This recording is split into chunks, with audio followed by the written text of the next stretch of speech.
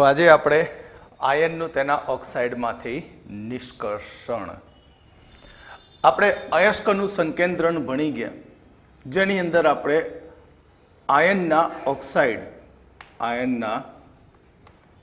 Oxide કયા Fe2O3 અથવા Fe3O4 મેળવીએ છીએ. તો આની સાથે રહેલો ભેજ, જેને આપણે કેલ્સિનેશન કરીને દૂર કરીએ છીએ, તેની સાથે રહેલી બાષ્પશીલ અશુદ્ધિઓ પણ દૂર થાય. બીજું કે જે કાર્બોનેટ હતા એ કાર્બોનેટનું, આયનનો કાર્બોનેટ હતો એ કાર્બોનેટનું આપણે કેલ્સિનેશન કરી દીધું, અને કેલ્સિનેશન કરીને પણ તેમાંથી શું મેળવી લીધું આપણે? ઓક્સાઇડ. સલ્ફાઇડ હોય તો સલ્ફાઇડનું આપણે શું કરીએ? ભુંજન કરીએ છીએ, અને ભુંજન કરીને પણ આપણે શું મેળવીએ છીએ? ઓક્સાઇડ.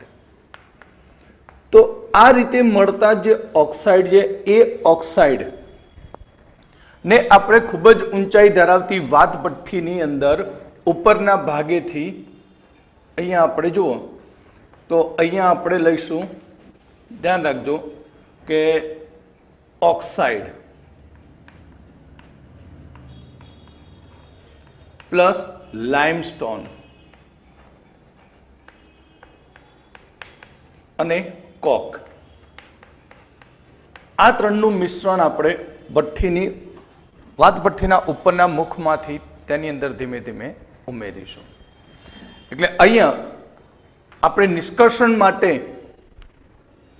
વાત ભઠ્ઠીનો ઉપયોગ કરીએ છીએ, અને વાત ભઠ્ઠીના ઉપરના ભાગમાંથી તેમાં આયન ઓક્સાઇડ, લાઇમસ્ટોન,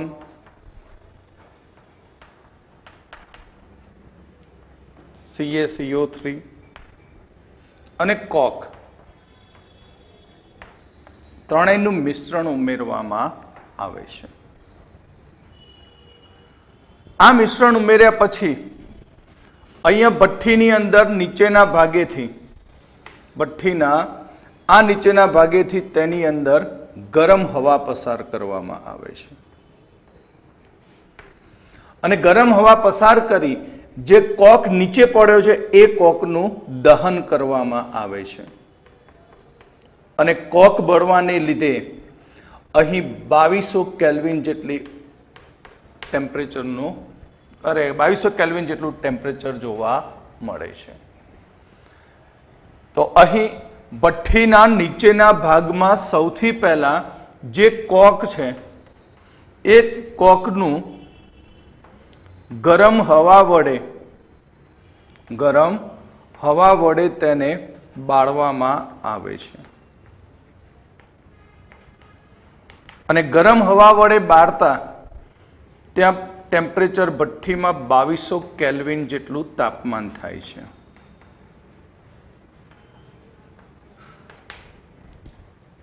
એટલે ભઠ્ઠીની ઊંચાઈ ખૂબ જ વધારે છે.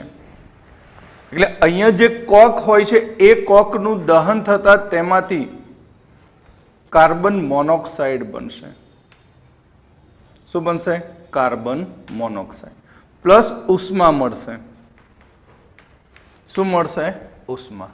ફર્સ્ટ સ્ટેજમાં અહીંયાથી મળશે કાર્બન મોનોક્સાઇડ અને ઉષ્મા. હવે આ ઉષ્મા એ ભઠ્ઠીના ઉપરના ભાગ તરફ વધે છે. એટલે આ ભઠ્ઠીની લંબાઈ વધારે હોવાને કારણે તેના દરેક ભાગમાં ટેમ્પરેચર જુદું જુદું હોય છે. આથી ઓક્સાઇડનું અહીં જુદા જુદા તાપમાને રિડક્શન થતું હોય છે. તો ભઠ્ઠીની અંદર આપણે અહીં 500 થી 800 કેલ્વિન તાપમાને 500 થી 800 કેલ્વિન તાપમાને સૌથી પહેલું Fe2O3 જે છે એ Fe2O3 નું કાર્બન મોનોક્સાઇડ વડે Fe3O4 માં રૂપાંતર થશે. Fe3O4 plus CO2. કેટલાક Fe3O4 નું કાર્બન મોનોક્સાઇડ વડે રિડક્શન થઈ જશે. કેટલાક Fe3O4 નું કાર્બન મોનોક્સાઇડ વડે રિડક્શન થશે અને ત્યાં Fe ધાતુ મળશે પ્લસ 4CO2. આ જ પ્રમાણે થોડે ઘણે અંશે Fe2O3 નું પણ કાર્બન મોનોક્સાઇડ વડે રિડક્શન થઈ જશે અને ત્યાં FeO plus CO2. FeO plus શું બની જશે? CO2. ક્લિયર? તો આ રીતે ફર્સ્ટ સ્ટેપમાં અહીંયા પ્રક્રિયા થશે. સાથે સાથે અહીંયા જે લાઇમસ્ટોન ઉમેરવામાં આવે એ લાઇમસ્ટોન પણ અહીંયા વિઘટિત થાય છે CaCO3 અને CaO પ્લસ CO2 બનાવશે અને આ લાઇમસ્ટોન આયન સાથે રહેલી સિલિકેટ અશુદ્ધિ સાથે જોડાય છે. લાઇમસ્ટોનમાંથી મળતો કયો બેઝિક ફ્લક્સ જે સિલિકા SiO2 સાથે સંયોજાશે અને બનાવશે CaSiO3. સ્લેગ બને છે અને આ સ્લેગ એ પિગલિત સ્વરૂપે હોય છે, હલકો હોય છે, જે ઉપરના ભાગમાં આ નીચેના ભાગમાં પિગલિત Fe હોય, ઉપરના ભાગમાં શું હોય? સ્લેગ, જેને અહીંયાથી બહાર કાઢી શકાય. હવે જેમ નીચે આવશે તેમ મિશ્રણ ઉપરથી ક્યાં આવશે? નીચે. તો 900 થી 1500 કેલ્વિન તાપમાનની વચ્ચે 900 થી 1500 કેલ્વિન તાપમાનની વચ્ચે આપણને સૌથી પહેલો બંને ઓક્સાઇડમાંથી શું મેળવવાનું કહ્યું હતું? FeO. તો આ FeO નું 900 થી 1500 કેલ્વિન તાપમાને, અહીંયાનો એક ભાગ 900 થી 1500. તો આ 900 થી 1500 કેલ્વિન તાપમાનની વચ્ચે આ FeO જે બન્યો છે એ FeO નું રિડક્શન થશે. કોના વડે? કાર્બન મોનોક્સાઇડ વડે અને Fe પ્લસ CO2 બનશે. સાથે સાથે કોક નીચે આવતો જશે તેમ કોક પણ બળતો જાય, દહન થતું જાય અને ત્યાંથી મળશે આપણને કાર્બન મોનોક્સાઇડ. શું મળશે ત્યાં? Carbon monoxide. અને આ કાર્બન મોનોક્સાઇડ જે મળતો હશે એ કાર્બન મોનોક્સાઇડ ફરીથી કોક સાથે જોડાઈ જાય, અરે કાર્બન ડાયોક્સાઇડ સાથે. શું મળશે? Carbon dioxide. અને આ કાર્બન ડાયોક્સાઇડ કોક સાથે જોડાય એટલે ફરીથી પાછું મળશે કાર્બન મોનોક્સાઇડ. અને એ કાર્બન મોનોક્સાઇડ આગળ રિડક્શનમાં ભાગ લેતો હોય છે.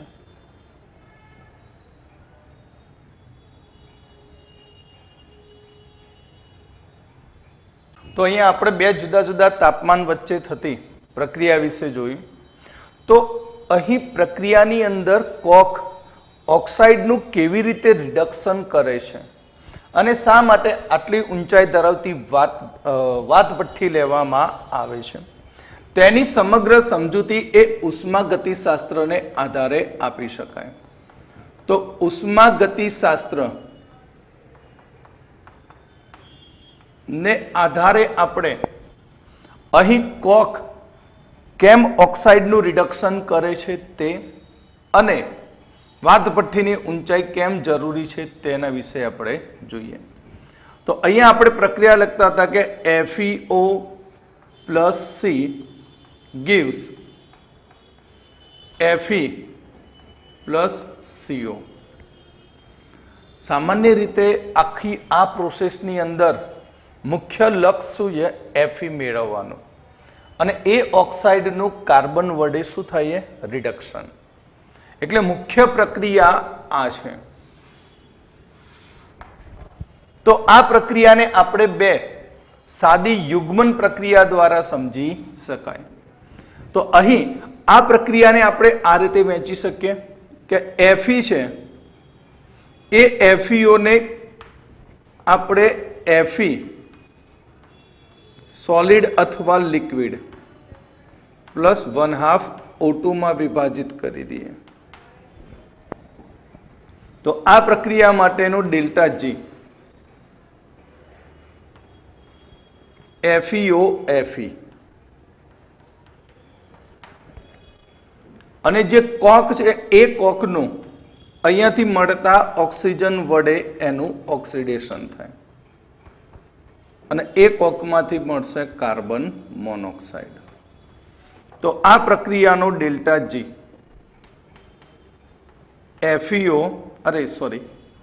CCO તો આ બંને પ્રક્રિયાનું શું કરીએ સરવાળો તો અહીં આ બંને પ્રક્રિયાનો આપણે સરવાળો કરીએ તો FeO plus C gives Fe solid liquid plus CO થાય આ બંનેનું શું કર્યું સરવાળો કરતા આને કહીએ સમીકરણ 1 આને કહીએ સમીકરણ 2 સમી 1 અને બંનેનો આપણે સરવાળો કરીએ તો અહીંયા આપણને બંનેની મુક્ત ઉર્જા મળે છે delta G0 FeO Fe plus delta G0 CCO અને એના ઉપરથી મળશે આપણને નેટ G પ્રક્રિયાનો કુલ મુક્ત ઉર્જા ફેરફાર તો સ્વાભાવિક છે કે અહીંયા આ જે ડેલ્ટા G છે એ ડેલ્ટા G નું મૂલ્ય કેવું મળશે નેગેટિવ ડેલ્ટા G નેટ નું મૂલ્ય કેવું મળવું જોઈએ નેગેટિવ મળતું હશે કારણ કે જો ડેલ્ટા G ઋણ હોય તો પ્રક્રિયા કેવી થાય આપમેળે તો વાત ભઠ્ઠીની અંદર પ્રક્રિયા આપમેળે પરિણામે ક્લિયર તો હવે આને આપણે આ પ્રક્રિયાને એલિંગહામ આકૃતિ દ્વારા સમજવાનો પ્રયત્ન કરીએ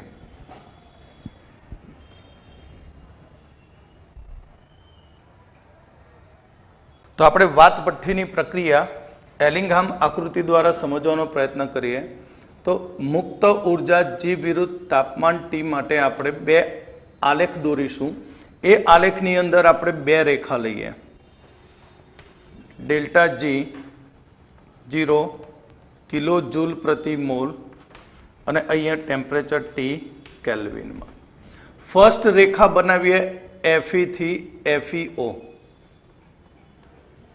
તો Fe થી FeO રેખા એ તાપમાનના વધારા સાથે એ આ રીતે શું થતી હોય વધતી હોય છે તાપમાનના વધારા સાથે આ રેખા શું થાય વધે છે સ્ટ્રેટ આવશે ક્લિયર આ કઈ રેખા કે 2Fe plus O2 gives 2FeO ની રેખા બીજી રેખા આવશે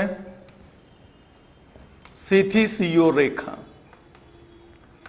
તો C થી CO રેખા જે છે એ C થી CO રેખા એ અહીં એ જેમ જેમ ટેમ્પરેચર વધશે તેમ આ રેખા નીચેની તરફ આવશે કઈ રેખા 2C plus O2 gives CO રેખા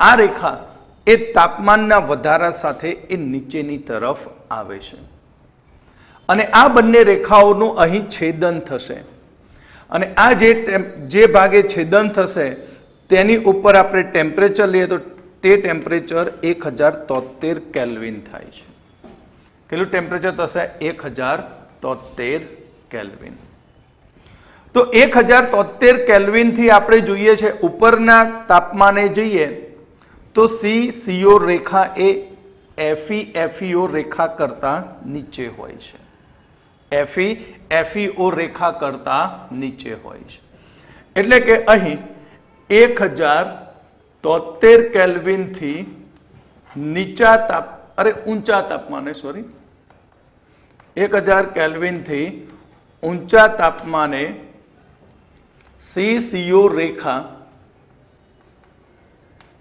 એ FeO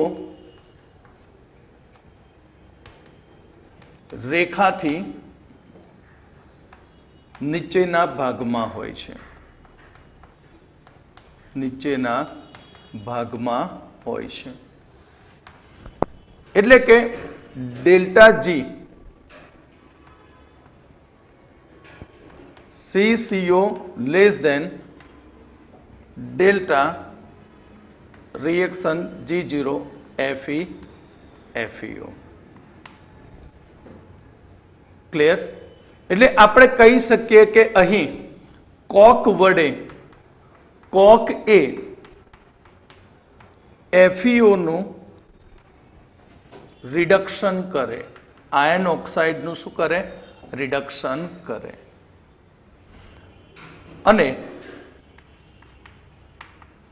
તેનું CO માં ઓક્સિડેશન થાય છે, તેનું CO માં ઓક્સિડેશન થાય છે.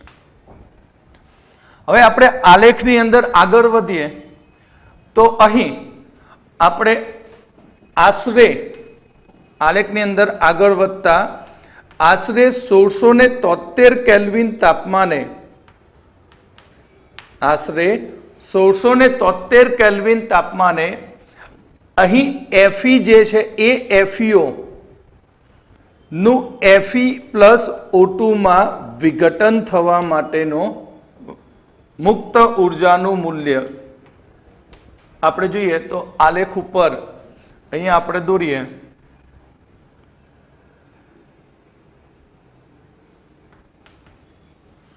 $1673 કેલ્વિન. તો 1673 કેલ્વિન તાપમાને આ પ્રક્રિયા જો FeO gives FeO, પણ આ પ્રક્રિયાથી આ પ્રક્રમ તદ્દન કેવો છે? વિરુદ્ધ. અહીંયા FeO માંથી Fe અને O2 બને છે. જ્યારે અહીંયા Fe અને O2 ભેગા થઈને FeO બને ત્યારે તેની મુક્ત ઉર્જા -341 કિલો જૂલ પ્રતિ મોલ છે. ક્લિયર? એટલે આની મુક્ત ઉર્જા આપણને મળશે -341 કિલો જૂલ પ્રતિ મોલ. તે જ પ્રમાણે 1673 કેલ્વિન તાપમાનેથી આપણે CO બનવા માટેની જો ઉર્જા જોઈએ તો તે ઉર્જા 447 કિલો જૂલ પ્રતિ મોલ છે. એટલે અહીંયા 2C plus O2 gives 2CO gas. તો તે માટેની ઉર્જા તો અહીંયા આ ઉર્જા કેવી થઈ જશે? પ્લસ. કેમ? કારણ કે Fe થી તદ્દન વિરુદ્ધ પ્રક્રમ છે FeO નો, એટલે અહીંયા ઉષ્માનું શોષણ થાય. તો અહીંયા થશે -447 કિલો જૂલ પ્રતિ મોલ. તો હવે આપણે આ બંને પ્રક્રિયાનો સરવાળો કરીએ તો આખી પ્રક્રિયાની પરિણામી મુક્ત ઉર્જા આપણને મળશે કે 2FeO plus 2C gives Fe plus 2CO. તો પરિણામી નેટ મુક્ત ઉર્જા કેટલી? તો નેટ મુક્ત ઉર્જા -106 કિલો જૂલ પ્રતિ મોલ થશે આખી આ ઇક્વેશન માટે. ક્લિયર? અને ફક્ત FeO plus C gives Fe plus CO. તો Fe પ્લસ CO માટે આ મુક્ત ઉર્જાનું નેટ મૂલ્ય આપણને મળશે -53 કિલો જૂલ પ્રતિ મોલ. કેટલું મળશે? -53 કિલો જૂલ પ્રતિ મોલ. એટલે કે અહીં Fe3O4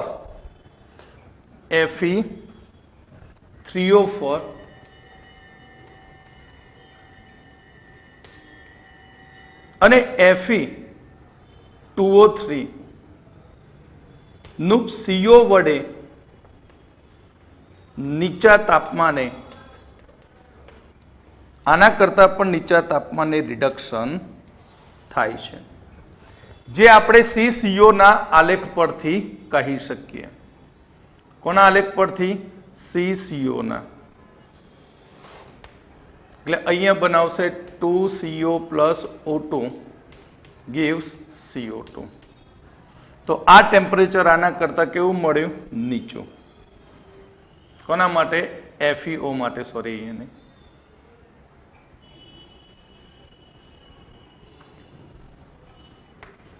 એટલે કાર્બન મોનોક્સાઇડ વડે જો રિડક્શન કરીએ તો Fe2O3 Fe3O4 નું રિડક્શન એ નીચા તાપમાને થતું હોય છે. તો આખી પ્રોસેસ દ્વારા જે લોખંડ મળશે એને કાચું લોખંડ કહેવામાં આવે છે. એ કાચા લોખંડની અંદર કાચું લોખંડ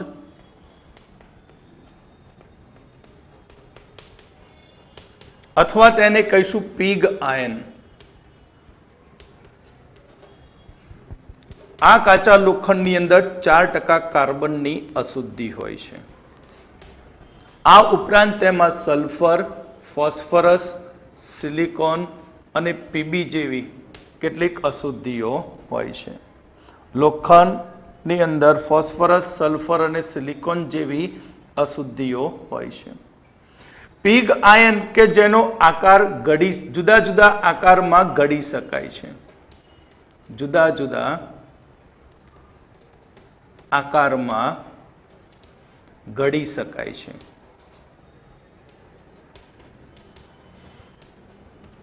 એટલે ઘડતર લોખંડ કરતા પિગ આયન થોડુંક અલગ હોય છે. ક્લિયર? તો આના વિશે આગળ આપણે શુદ્ધિકરણ જોઈએ.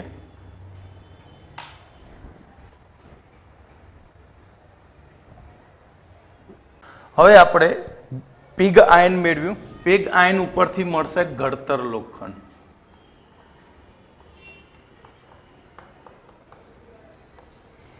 ઘડતર લોખંડ કેવી રીતે બને? તો પિગ આયન એટલે કાચું લોખંડ પ્લસ લોખંડનો ભંગાર પ્લસ કોક અને પછી તેની અંદર ગરમ હવા.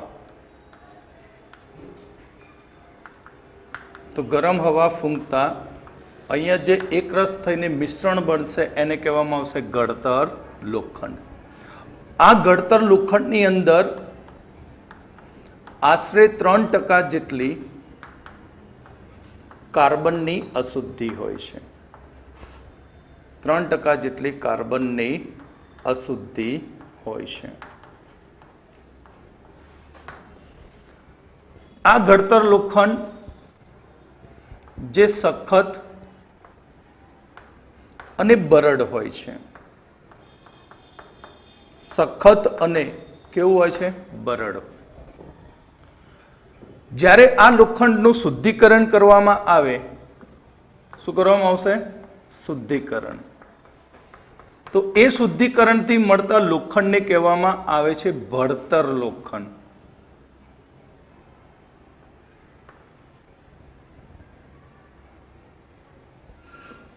અથવા ભડતર લોખંડ અથવા દબનીય લોખંડ કહે છે, જે વ્યવહારની અંદર વપરાતું સૌથી શુદ્ધ લોખંડનું સ્વરૂપ છે. તો આ ભડતર લોખંડ કેવી રીતે બને? તો અહીં ભડતર લોખંડ બનાવવા માટે ઘડતર લોખંડ હોય છે. એ ઘડતર લોખંડને પરાવર્તનીય ભઠ્ઠીમાં તેના પર હેમેટાઇટનું સ્તર લગાવવામાં આવે છે, સ્તર ચડાવવામાં આવે છે. અને એ હેમેટાઇટ જે હોય એ હેમેટાઇટ એ કાર્બનનું કાર્બન મોનોક્સાઇડમાં રિડક્શન કરે. હેમેટાઇટ એ કાર્બનનું કાર્બન મોનોક્સાઇડમાં ઓક્સિડેશન કરશે. કાર્બનનું શેમાં રૂપાંતર કરે? કાર્બન મોનોક્સાઇડમાં. અહીં લાઇમસ્ટોન જે છે એ લાઇમસ્ટોન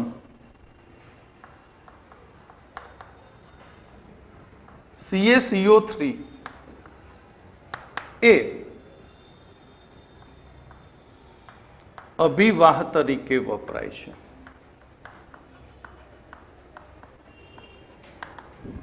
જે સલ્ફર ફોસ્ફરસ અને સિલિકા ની અશુદ્ધિને સલ્ફર, ફોસ્ફરસ અને સિલિકા જેવી અશુદ્ધિઓને સ્લેગ સ્વરૂપે દૂર કરે છે. જે પીગલિત સ્વરૂપે હોય, પ્રવાહીમાં હલકું હોય, અને ત્યાર પછી જે પ્રવાહી મેટલ બને એ મેટલને રોલરમાંથી પસાર કરી દેતા આ સ્લેગ તેમાંથી દૂર થાય છે. તો આપણે હવે આને ઉપયોગ જોઈ લઈએ લોખંડના ઉપયોગની અંદર ફર્સ્ટ ઘડતર લોખંડ. આ ઘડતર લોખંડને ગળી શકાતું હોય છે, માટે તેનો ઉપયોગ સ્ટવ, રેલવેના પાટા, ગટરના પાઇપ અને રમકડા બનાવવામાં તેનો ઉપયોગ થાય. બીજું, ઘડતર લોખંડની મદદથી ભડતર લોખંડ અને સ્ટીલ બનાવી શકાય. ત્યાર પછી એ ભડતર લોખંડ. તો ભડતર લોખંડનો ઉપયોગ વાહનના લંગર, તાર, બોલ્ટ, સાંકળ અને ખેતીવાડીના સાધનો.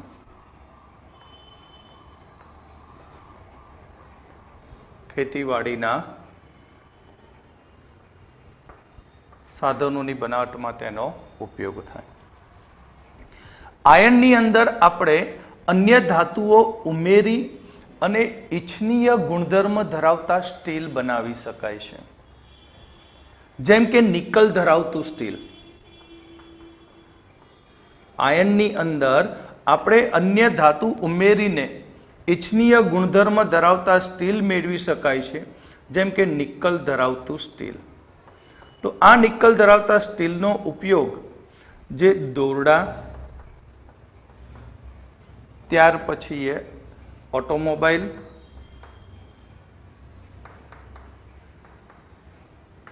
એરોપ્લેનના ભાગ,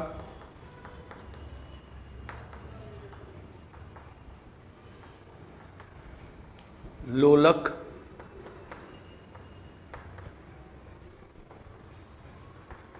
માપવાની ટેપ વગેરેની અંદર નિકલ ધરાવતા સ્ટીલનો ઉપયોગ થાય. ક્રોમિયમ ધરાવતું સ્ટીલ.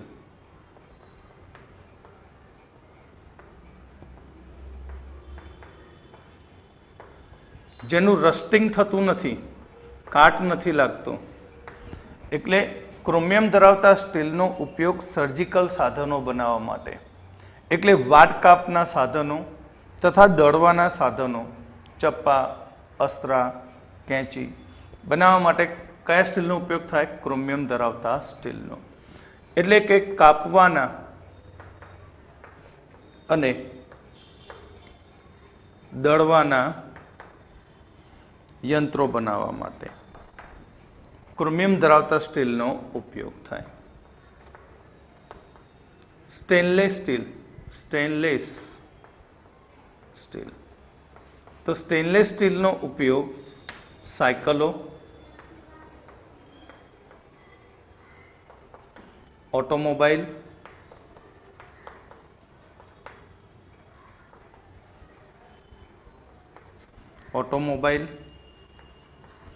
દોરડા, પેન વગેરે બનાવવામાં તેનો ઉપયોગ થાય છે. ક્લિયર?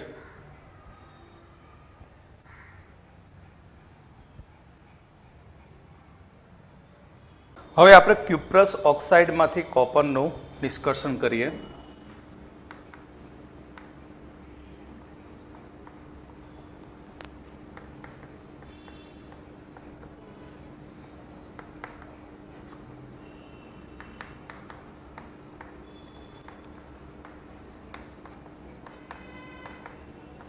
તો ક્યુપ્રસ ઓક્સાઇડમાંથી કોપરનું નિષ્કર્ષણ. ક્યુપ્રસ ઓક્સાઇડમાંથી કોપરના નિષ્કર્ષણનો થોડો આઈડિયા આપણને એલિંગહામ આકૃતિ પરથી મળે છે. એલિંગહામ આકૃતિની અંદર આપણે ડેલ્ટા જી વિરુદ્ધ તાપમાન ટીનો શું દોરીએ છીએ? આલેખ. ટી અને ડેલ્ટા G0 કિલો જૂલ પ્રતિ મોલ. તો એલિંગહામ આકૃતિ માટે અહીં જે આલેખ બને છે એ CuO બનવાનો આલેખ એ કોઈપણ ટેમ્પરેચર માટે ઉપરના ઉપર જ રહે છે. એટલે કે for Cu plus O2 gives Cu2O cuprous oxide. જ્યારે અહીં આપણે વાત કરીએ તો C માંથી CO બનવો, C gives CO2, C માંથી CO2 અને C માંથી CO આ બનવાના આલેખ બંને નીચા હોય છે. પરિણામે ક્યુપ્રસ ઓક્સાઇડનું આપણે કોક વડે સહેલાઈથી તેનું રિડક્શન કરી શકીએ અને એનું સીધું જ કોપર ધાતુમાં રૂપાંતર થાય છે. કારણ કે આ બંને પ્રક્રિયા માટેની વાત કરીએ તો અહીંયા જે આલેખ છેદે એ આલેખનું છેદન એ લગભગ અહીંયા 273 કેલ્વિનથી થોડું સહેજ ઉપર હોય છે. એટલે એલિંગહામ આકૃતિની અંદર અહીંયા આપણે Cu, CO2, C CO2, C CO આ પ્રક્રિયા માટે જે તાપમાનનો ક્રમ છે એ 500 થી 600 કેલ્વિનથી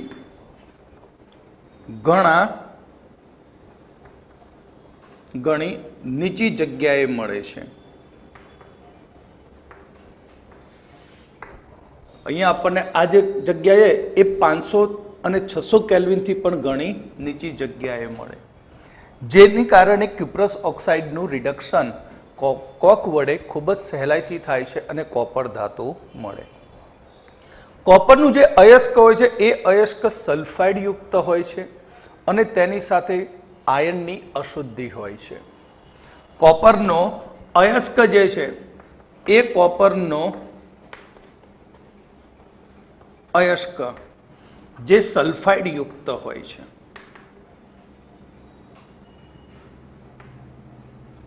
અને તેની સાથે તેમાં આયનની અશુદ્ધિ હોય છે, એટલે કોપર પાયરાઇડ્સ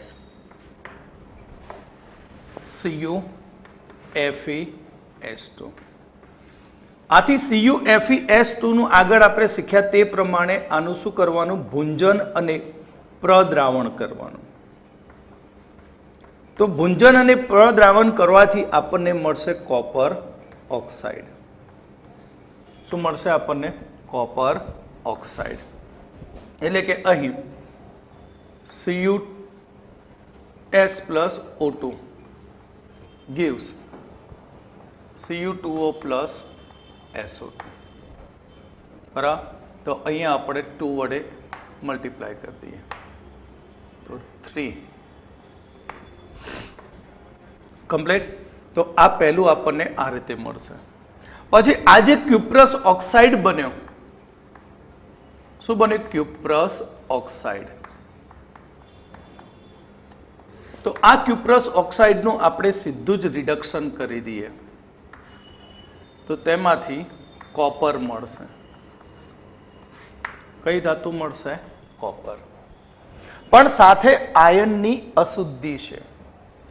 એટલે અહીં આપણે પરાવર્તનીય ભઠ્ઠીની અંદર આયન પાયરાઇડ્સ જે લઈએ છીએ ભુંજન કરેલું, એ મિશ્રણ જ્યારે લઈએ ત્યારે તેની સાથે પરાવર્તન ભઠ્ઠીની અંદર પરાવર્તનીય ભઠ્ઠીમાં તેમાં થોડાક પ્રમાણમાં સિલિકા ઉમેરવામાં આવે છે. પરાવર્તનીય ભઠ્ઠીની અંદર થોડાક પ્રમાણમાં સિલિકા ઉમેરવામાં આવે છે. કારણ કે જ્યારે પ્રદ્રાવણ બને ત્યારે એ પ્રદ્રાવણની અંદર CuS plus FeS નું મિશ્રણ હોય છે. પ્રદ્રાવણ બને એટલે શું બને? Cu2S અને FeS. જેને કોપરનું મેટે કહેવામાં આવે છે. જ્યારે પરાવર્તનીય ભઠ્ઠીની અંદર અયસ્કને આપણે સિલિકા સાથે ગરમ કરવામાં આવે છે ત્યારે FeS નું ઓક્સિડેશન થઈ FeO SiO2 અને આયન સિલિકેટ બનશે, જેને કહેવામાં આવશે સ્લેગ કહે છે. જેને શું કહેવામાં આવશે? સ્લેગ કહેવામાં આવે છે. ક્લિયર? તો હવે આગળ આપણે જોઈએ તો અહીંયા હવે જે મેટે મળ્યું એ મેટેને ફરીથી આપણે સિલિકાનું પડ ધરાવતું, હવે સિલિકા નહીં ઉમેરવાનો, પણ હવે જે આપણે એવું પાત્ર લઈશું કે જે અંદરની દિવાલ શું હોય? સિલિકાના પડની બનેલી હોય. એ સિલિકાના પડ ધરાવતા પાત્રની અંદર આપણે મેટે લઈ અને તેને હવા સાથે ગરમ કરવામાં આવે છે. કોની સાથે ગરમ કરવામાં આવશે? હવા સાથે. તો હવા સાથે ગરમ કરતા તેમાં રહેલા ક્યુપ્રસ સલ્ફાઇડનું ક્યુપ્રસ ઓક્સાઇડમાં રિડક્શન થશે અને એ ક્યુપ્રસ ઓક્સાઇડ બાકીના ક્યુપ્રસ સલ્ફાઇડનું સ્વયં રિડક્શન કરી કોપર ધાતુ બનાવશે.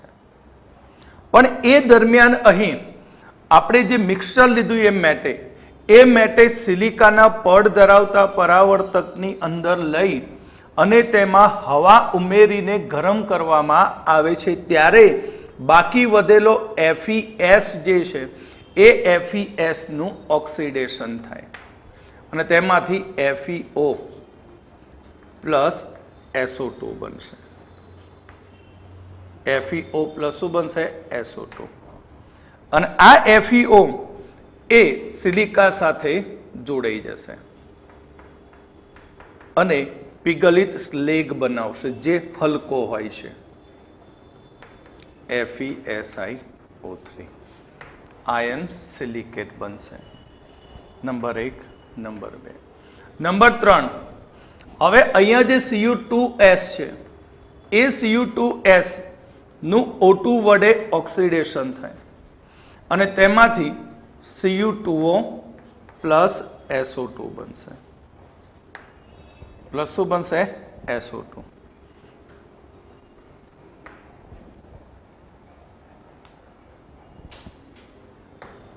તો હવે આ જે Cu બન્યો એ Cu એ બાકીના CuS નું કોપર સલ્ફાઇડનું ક્યુપ્રસ સલ્ફાઇડનું બરાબર ક્યુપ્રસ ઓક્સાઇડ જે છે Cu2O એ ક્યુપ્રસ ઓક્સાઇડ એ બાકી રહેલા ક્યુપ્રસ સલ્ફાઇડનું સ્વયં રિડક્શન કરશે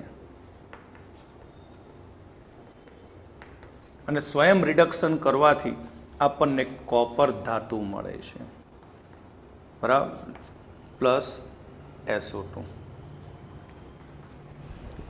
આ કોપર ધાતુ જે પ્રવાહી સ્વરૂપે હોય છે, હવે એને આપણે પરાવર્તકમાંથી બહાર કાઢી અને એને ઠંડી પાડતા ધીમે ધીમે તેમાંથી સલ્ફર ડાયોક્સાઇડ વાયુ જે પણ વધ્યો હશે એ બહાર નીકળશે. પરિણામે કોપરની સપાટી ઉપર ફોલ્લા પડ્યા હોય તેવું લાગતું હોય છે. માટે આ કોપરને ફોલ્લાવાળું કોપર કહેવામાં આવે છે અને આ ફોલ્લાવાળા કોપરનું ઉષ્મીય શુદ્ધિકરણ કરી પછી તેનું વિદ્યુત વિભાજન શુદ્ધિકરણ કરતા શુદ્ધ કોપર મળતું હોય છે. ક્લિયર? જેને આ કોપરને કહેવાય બ્લેસ્ટર કોપર, ફોલ્લાવાળું કોપર. હવે એનું આપણે ઉષ્મીય શુદ્ધિકરણ જોઈશું.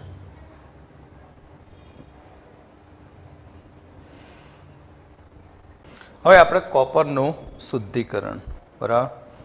તો કોપરના શુદ્ધિકરણની અંદર પહેલી રીત વાપરવી પડે ઉષ્મીય શુદ્ધિકરણ.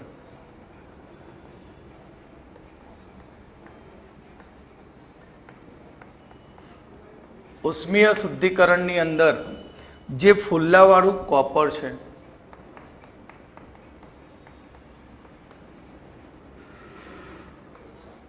ફુલ્લાવાળું કોપર, આ ફુલ્લાવાળા કોપરને ક્ષેપક ભઠ્ઠીની અંદર, કઈ ભઠ્ઠી? ક્ષેપક ભઠ્ઠીમાં હવા સાથે ગરમ કરવામાં આવે છે ફુલ્લાવાળા કોપરની અંદર અશુદ્ધિઓ હોય છે. કઈ અશુદ્ધિ? Arsenic, antimony, iron, bismuth, Z N, A G, A U અને પીટીની અશુદ્ધિ હોય છે. આ અશુદ્ધિ દૂર કરવા માટે ફુલ્લાવાળા કોપરને ક્ષેપક ભઠ્ઠીમાં હવા સાથે ગરમ કરવામાં આવે ત્યારે સૌથી પહેલાં આર્સેનિક અને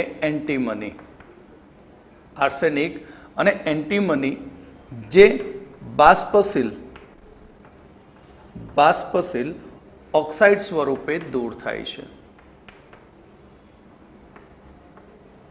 ઓક્સાઇડ સ્વરૂપે દૂર થાય છે.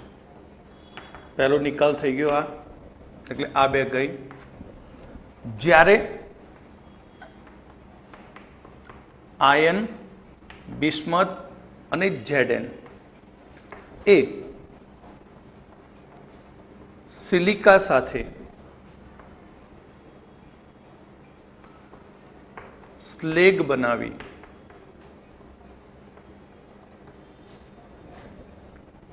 કોપર પર તરતું હોય છે અને આ સ્લેગને કોપર પરથી દૂર કરી શકાય.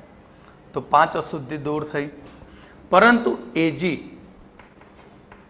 એયુ અને પીટીની અશુદ્ધિ દૂર થતી નથી.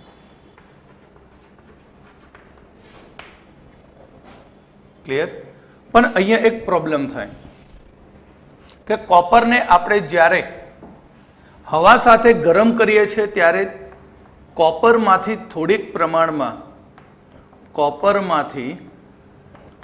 થોડાક પ્રમાણમાં ક્યુપ્રસ ઓક્સાઇડ બને છે. થોડાક પ્રમાણમાં ક્યુપ્રસ ઓક્સાઇડ બને છે, જેના લીધે કોપર બરડ બને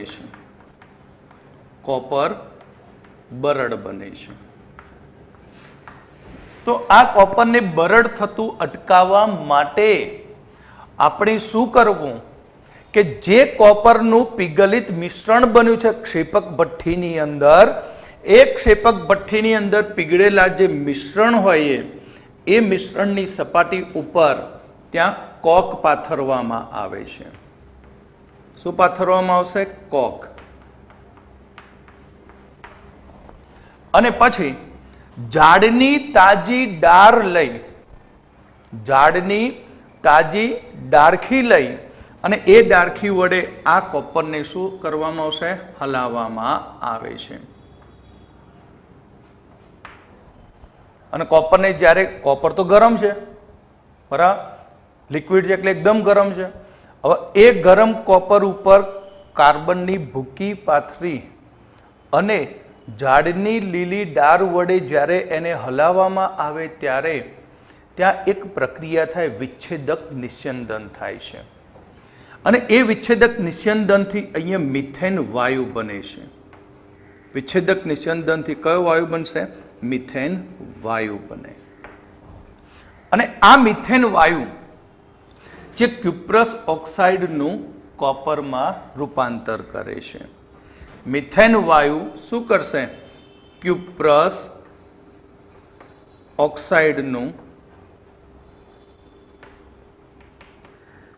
કોપરમાં રૂપાંતર કરે છે અને આપણને 99.5% શુદ્ધતા ધરાવતું કોપર મળે. પણ આ કોપરની અંદર હજી પણ એજી, એયુ અને પીટીની શું હોય? અશુદ્ધિ હોય. આથી આ અશુદ્ધિ દૂર કરવા માટે આપણે બીજી રીત વાપરવી પડે, વિદ્યુત વિભાજન. તો વિદ્યુત વિભાજન દ્વારા કોપરનું શુદ્ધિકરણ. તો વિદ્યુત વિભાજન દ્વારા કોપરના શુદ્ધિકરણની અંદર આપણે કોપર સલ્ફેટનું જલીય દ્રાવણ લેવામાં આવે છે. કોપર સલ્ફેટનું દ્રાવણ. અને આ કોપર સલ્ફેટના દ્રાવણમાં અશુદ્ધ કોપરને એનોડ તરીકે અશુદ્ધ કોપર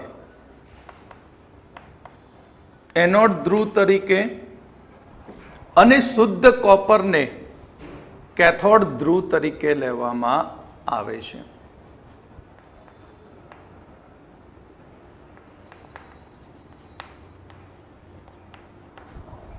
બરાબર. અશુદ્ધ કોપર એનોડ ધ્રુવ તરીકે અને શુદ્ધ કોપર કેથોડ ધ્રુવ તરીકે.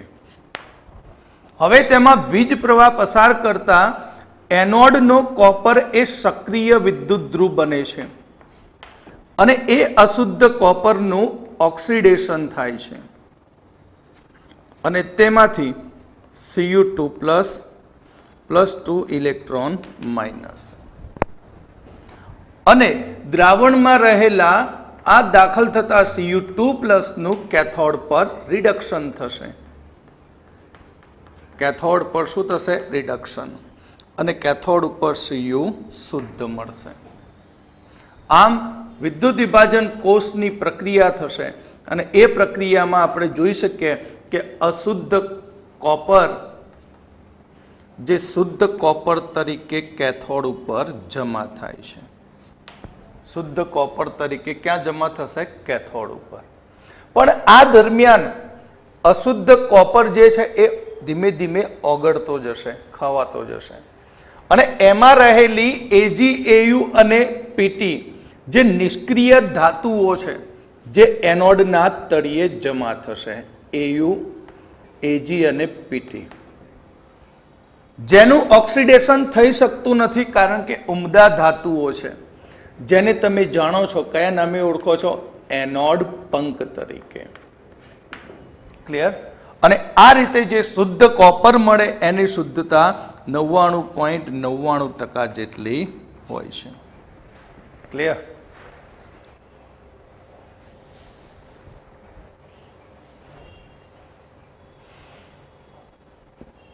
હવે આપણે કોપરના ઉપયોગો જોઈએ.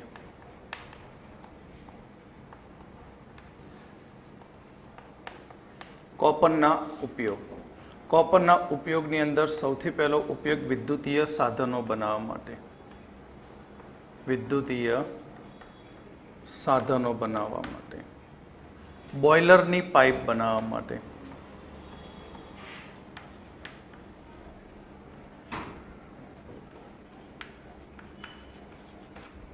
ત્રીજો ઉપયોગ ચલણી સિક્કા.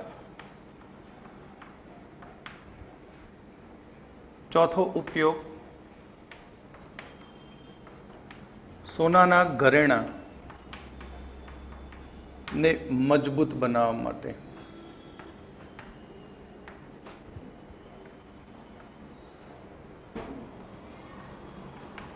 પાંચમો ઉપયોગ ગૃહ ઉપયોગી સાધનો.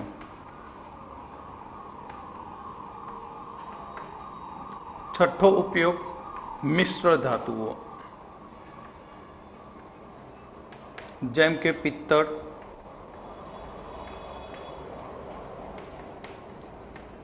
કાંસુ, Monel metal, German silver,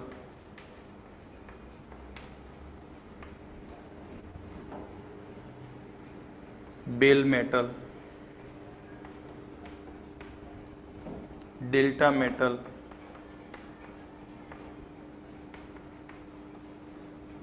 મોન્ઝ metal,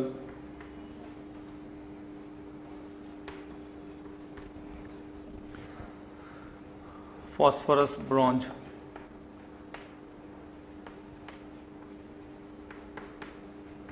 aluminium bronze,